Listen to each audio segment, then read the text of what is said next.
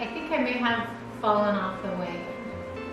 Or actually, maybe a more accurate way to say that would be I was riding along in my wagon and I got sidetracked by a little bunny trail.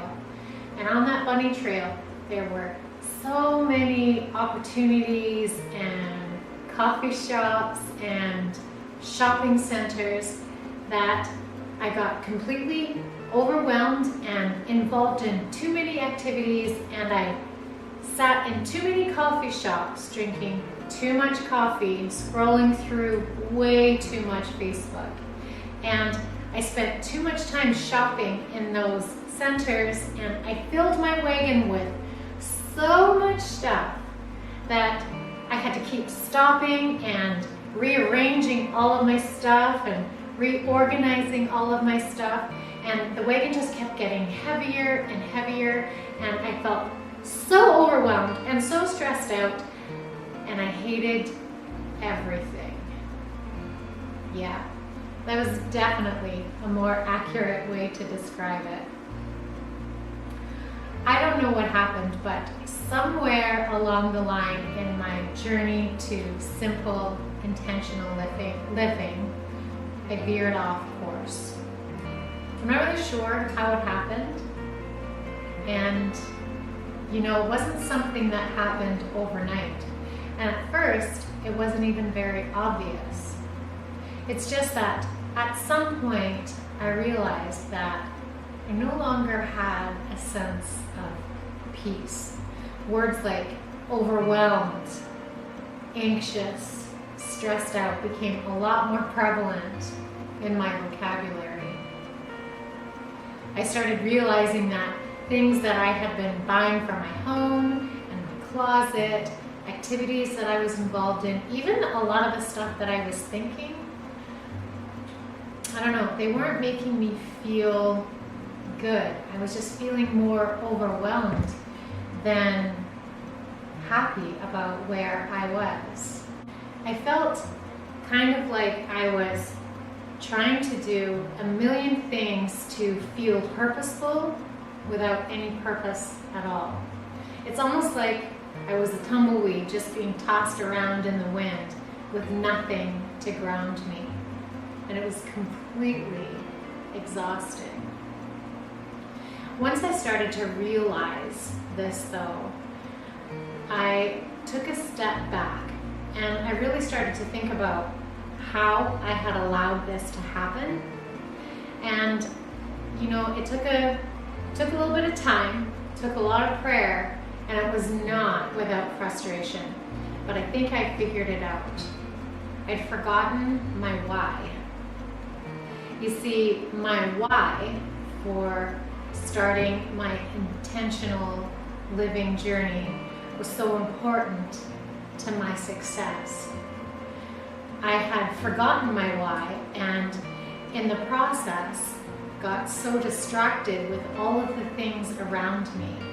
I took my eyes off my ultimate supreme why and was distracted with a lot of physical, tangible things. And for me, I know that physical things will never bring me a sense of fulfillment. I think the only times that I ever feel any kind of fulfillment in my life is when I am living out my divine purpose. And for me, that is my why. I think it's so important to understand your why when you're striving to live a simple, intentional lifestyle, because that's what keeps you grounded, and that's what keeps you focused, and it's what keeps you moving on. It keeps you from being distracted by all of the things that are constantly bombarding us in society.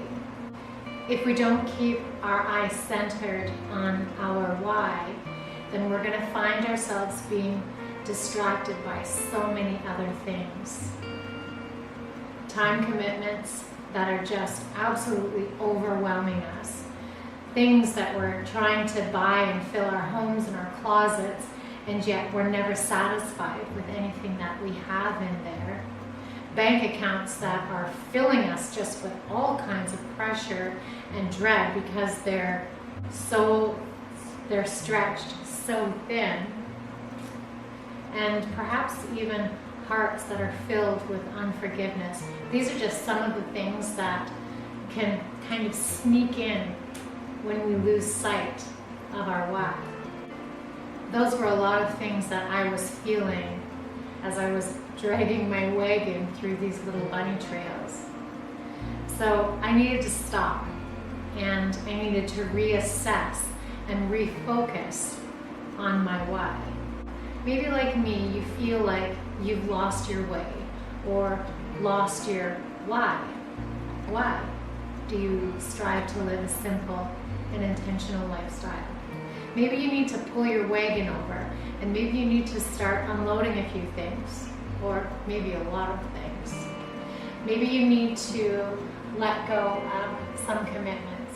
Maybe you need to take control of your bank account again. Maybe you need to let go of some fears.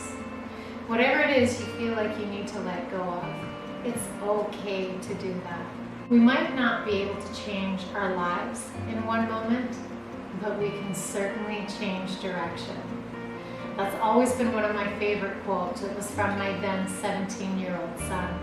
I think about it often when I feel overwhelmed by the tasks that I have in front of me, or overwhelmed by something that I'm working towards that just feels like I might never achieve it. I might not be able to change my life in a moment, but I sure can change direction.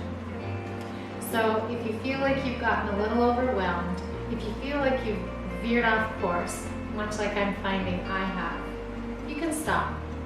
I am. And I'm just going to turn around and I'm going to start walking towards my focus once more. Maybe that's something you need to do too.